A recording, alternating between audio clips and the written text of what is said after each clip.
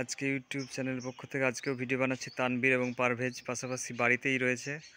বাড়িতে অন্যান্য গাছগুলো এবার দেখিয়ে দিচ্ছি একবার।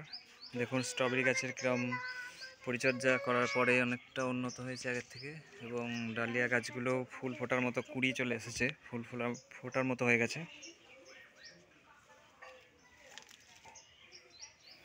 ঝাউ গাছ এবং রঙিন ফুল গাছ, লঙ্কা গাছ আর লিচু।